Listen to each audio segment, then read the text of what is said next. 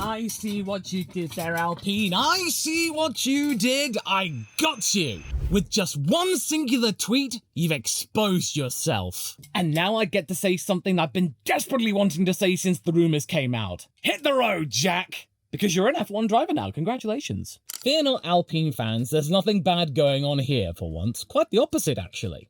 It seems like the refreshing of the team has begun, and in a big way. And whilst I'm disappointed to see Mick Schumacher fall down at the last hurdle, I'm equally to see new talent coming in, and if we get Antonelli coming in, we then get Bortoleto coming in, and if Lawson is confirmed around V-Carb, which seemingly might be likely next year, otherwise they lose him, then we could have nearly a quarter of the grid made up of completely fresh talent, and that is amazing considering how stagnant this year has been. And the way I see it, what Alpine did in choosing Jack Doohan over everybody else to partner Pierre Gasly, as this was a statement of intent, that all of the mistakes of the last couple of years, they've been put to bed. Alpine is looking to start anew.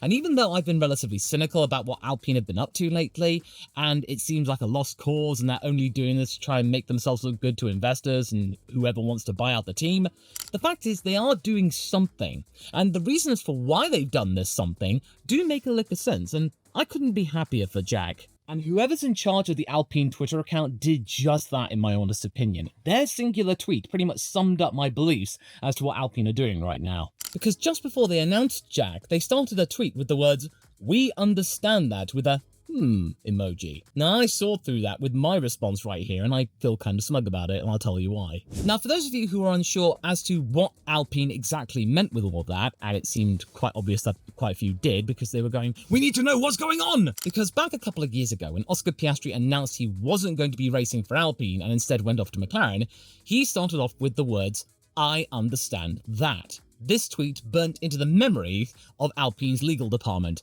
and the social media department so much that they decided to reflect upon it in their own announcement of another Australian who also received investment from Alpine to become their next great hope in terms of a driver, and unfortunately, it's actually come out in the better outcome instead of the driver leaving. And you can also point to that tweet as the beginning of the unravelling of Alpine, which has only continued until just recently, until just the time when Oliver Oakes was announced as a new team principal and Bruno Faman was sent packing, and good riddance. For the following 2 years after August 2022, the team was seen as a complete and utter shambles. Folks were making videos about it. They were lamenting about the lack of pace, potential, speed, harmony, and just completely tearing into them. Oh hey, that's me. Now with Oliver Oakes in charge, he and Flavio Briatore are looking at ways to turn things around and restore order and integrity to the team, after months and months of derision and embarrassing headlines, as well as Esteban Ocon basically going thermonuclear on them on his way out of the door. And the first step toward achieving that goal would be to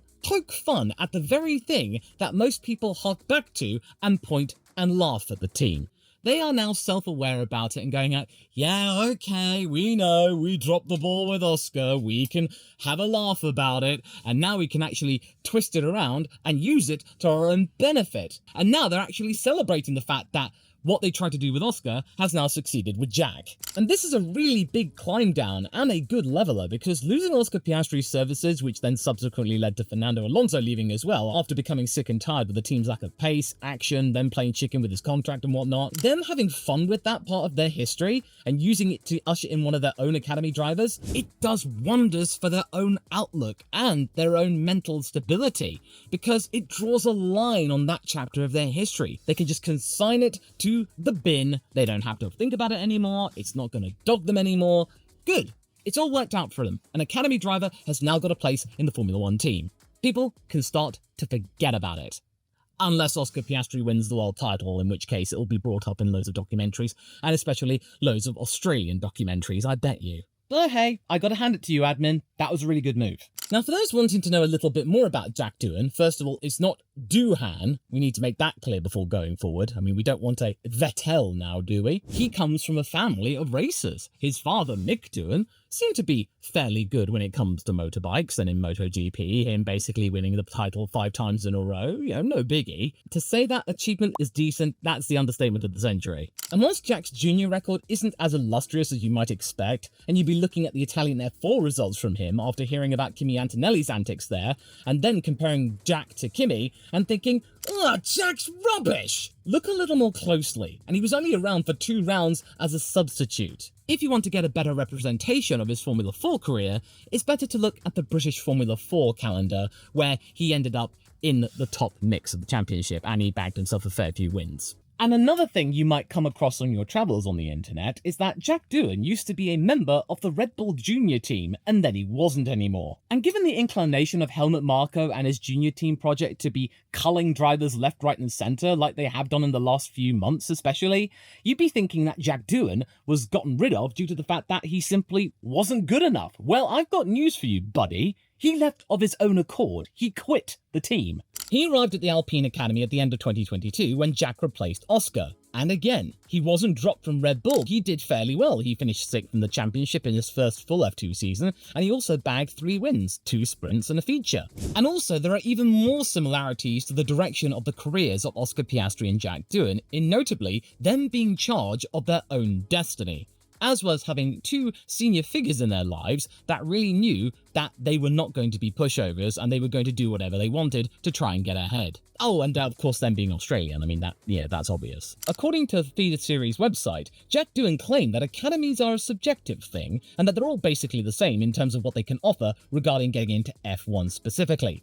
The differences, though, come in other opportunities they can bring. And here's what he had to say on the matter, because this is really fascinating, and it also gives you an indication as to why the Academy of Alpine isn't as bad as you think. As we know, the rate of transition to Formula 1 has not been as high, but after looking into the details and the opportunities that I would be given at Alpine, it was almost a no-brainer. Look at the opportunities that have already been given to date. Not only just the Formula 1 test, but the availability to be learning off all of the engineers and the test team of the F1 team, and also a wider branch of the Le Mans project as well. So it's not just Formula 1 and the sole focus on that. Obviously, that F1 is my current goal and our goal together, but not everyone obviously makes it to F1, so they're trying to build other areas for drivers to go to. Firstly, it wasn't the reason that I joined the program, as my plan A will continue until failed. Especially in F2 and F3, a lot of other things have to gel, have to go right for the ultimate goal to happen. On some occasions, we've seen plenty of drivers and very talented ones not make it to the pinnacle of motorsport. So what they're trying to do is create a pathway for those drivers to be able to continue a career and create themselves a lifetime of endurance, so that they're not only just left with nothing. In short, Jack was smart in looking at the bigger picture and what Red Bull could offer him, it being relatively narrow. What else can Red Bull really offer when it comes to other categories for would-be F1 drivers of the future? As far as I can tell, not a whole lot seemingly, because anything higher than Formula 2, it's left wanting for Red Bull, other than maybe DTM or something like that. That's what Alex Albon did in 2021 when he was the reserve driver for Red Bull Racing. That's something that he could do maybe, but other than that, there's not really much in terms of scope of going higher or sideways after Formula 2. Whereas, at least with Alpine, they can offer something to him, and that's what we've seen in a way with Mick Schumacher. Even though he's not an Alpine Academy driver, he's been a part of the Le Mans project with the hypercar division and them getting back into Le Mans and World Endurance at all, and he's actually shown to be a fairly dab hand. So, even though we like to mock Alpine as being slow and ridiculous, they are relatively fair when it comes to offering opportunities outside of the Formula 1 seat. So Jack is right in that regard. Red Bull would have been pretty much a dead end. And you can also say that's something that Ferrari's been looking to do as well, with them returning to World Endurance and hypercars, as well as giving Antonio Giovinazzi another chance at glory. And then there's Robert Schwartzman, who does well in World Endurance. He missed out on F1 as well. So I actually respect Jack Doohan's decision to leave Red Bull on his own terms, because that would have been a really bold and risky move, because for the longest time, the Red Bull Junior team was the best way to get into F1. But nowadays, it's looking relatively tricky and precarious. And oh yes, there's also other talent to contend with. There's Liam Lawson, there's Isaac Hadjar, there's now Arvid Lindblad to consider.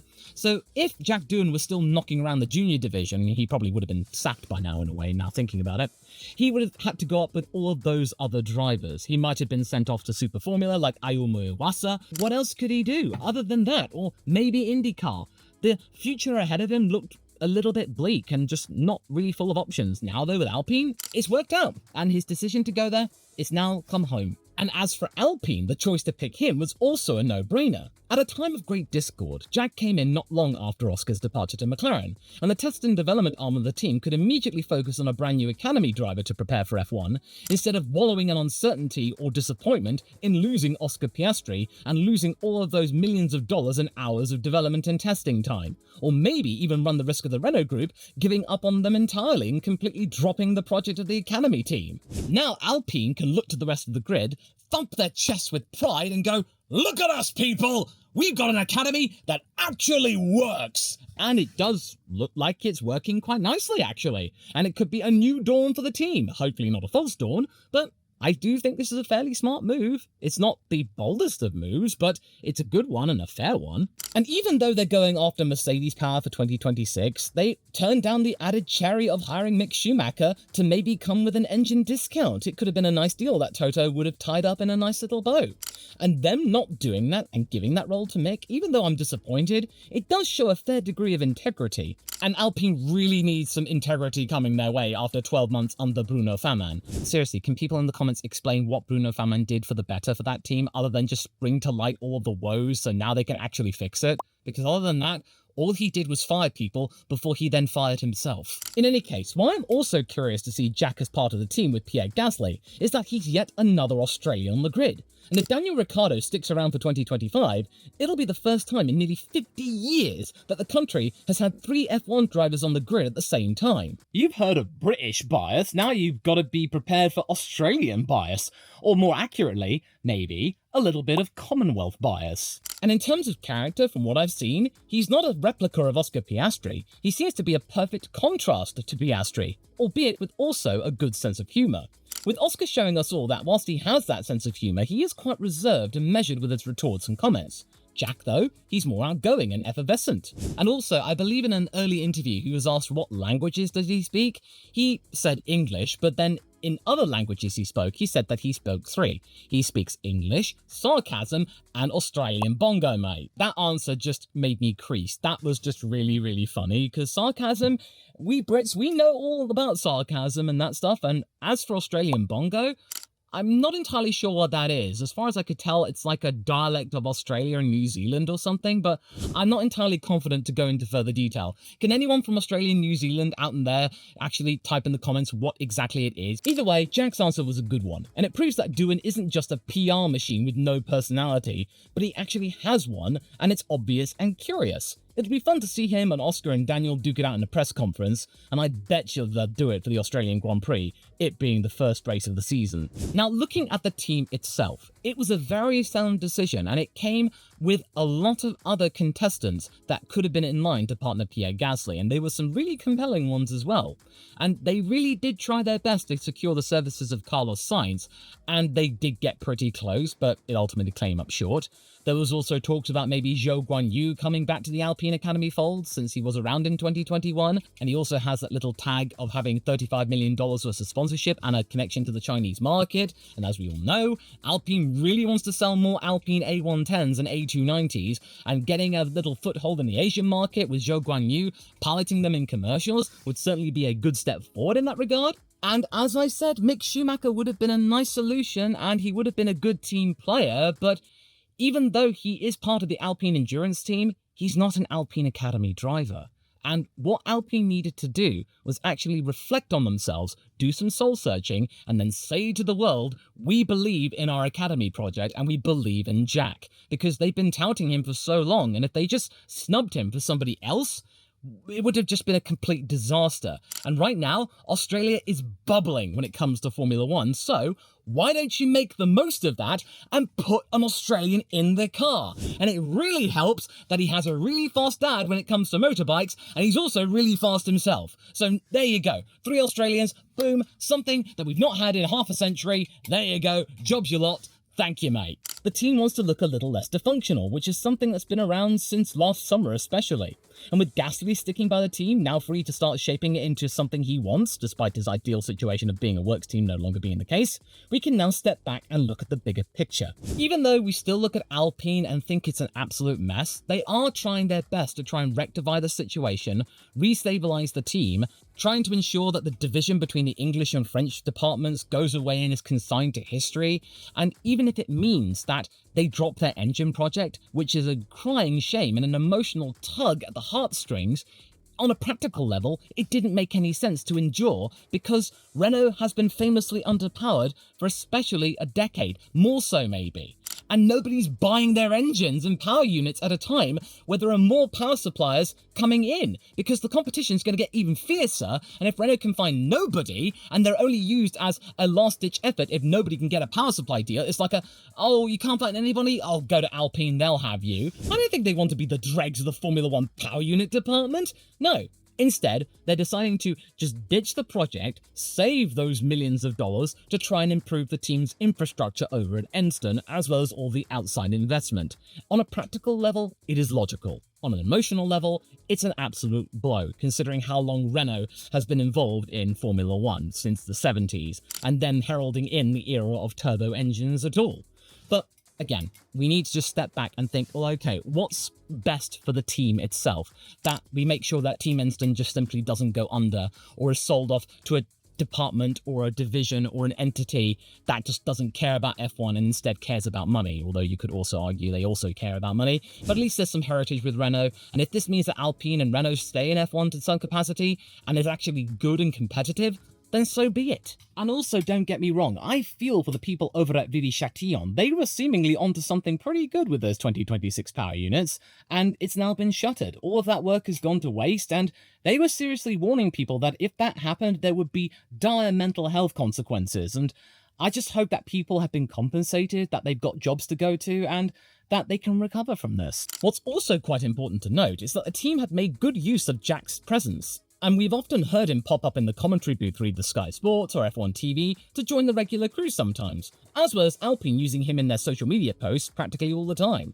As it's become clear, what with Liam Lawson setting up his own YouTube channel, that if you want to make it into F1, you've got to have some sort of stage presence to try and ingratiate yourself with the audience. If you're shy, you're timid, and you don't like the public limelight, it's really not going to reflect well on you. Lance Stroll doesn't really get himself in the public eye all that much, and that really doesn't help his case to try and endear himself to the Formula One public. And Logan Sargent, he's very shy, he's very timid, he doesn't know how to handle himself sometimes in the public eye, and he gets crucified for it. He can't use his personality to deflect and show people for who he really is. When he can throw barbs, he's really good, and he's really funny, and he's got character. He just needs to gain that little bit more confidence. And I think that's what Liam Lawson is doing to try and ingratiate himself with the Red Bull fandom, and Jack Doohan and Alpine have been doing wonders in doing that for Alpine as well, introducing him.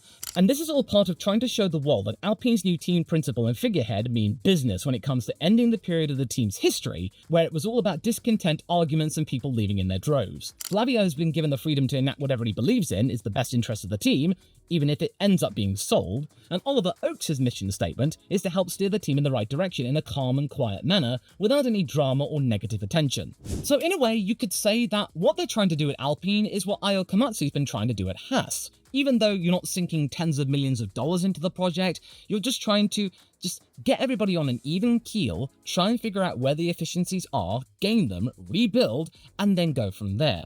And whilst the transition for Alpine will be a little bit more drastic and longer than what Haas have been able to do in maybe 6 months or so, maybe that's just what you need. Some time where you can just get your head down, have a driver lineup which does not cause controversy and drama, and just get on with the job of rebuilding the team silently and without making people laugh at you. And Haas have actually been doing a pretty good job of it. They've been not having any controversies at all, save for Uralkali, their legacy coming back to bite them at the Dutch Grand Prix. Apparently, they're going to the Dutch courts to say, we want to get our money back, so seize their stuff and assets. And to think at one point, there was a rumour that Nikita Mazepin would have arrived at Alpine. You know, he and Uralkali were connected with high tech for a long time. No, I think this act is probably put paid to that. By signing Doohan, not only are the millions of dollars and thousands of hours investment now coming good, but the team is making a statement that their drivers get along, and that the bubbling tension that has been around for years is starting to simmer down, and eventually will cool to become a rather pleasant and amiable hot tub. In my opinion, Gasly and Doohan will be fine. Gasly is the leader of Alpine for definite, and he can be around to try and do with Jack Doohan what he did with Yuki Tsunoda, and help guide him into becoming a Formula One driver. They already know each other because Jack has been active in social media and being around the paddock. Surely Pierre and Jack have had loads of time to get to know each other. So jumping in at the beginning of 2025 should be a piece of cake. And whether or not the team ends up being sold or not, Team Enston is a fixture in the sport, and to see it like it is now is a sad thing. I, for one, welcome Jack to the sport, and I would ask you all to give him a chance as he has racing pedigree which is not tied to investment bankers and rich billionaires, as well as him having a really competent and solid racing career in the junior divisions, as well as him just being seemingly a nice guy with a smart head on his shoulders. Because instead of chasing the Red Bull dream, which may have seemed easy on paper, but in practice would have been incredibly difficult because there would have been other competition, he decided to move it to Alpine, who could offer him just that little bit more in terms of learning what to do in an F1 team, and other different categories. That was a smart move, and that's now paid dividends with him actually getting into F1, whereas Liam Lawson and Isaac Hadjar, their futures remain a little bit cloudy. That's the kind of guy that Alpine needs right now, somebody who's just a good egg and not controversial. But how did Alpine get into this mess where they need kind of person like Jack and Pierre? Well, Esteban Ocon wasn't afraid to say what he thought, that the team was a mess, and nothing like the outfit it was when he arrived in 2020. And to find out what else he said in his love letter to the team, you can go and watch this video next, and yeah, it just basically tells us mostly what we already knew. Oh dear.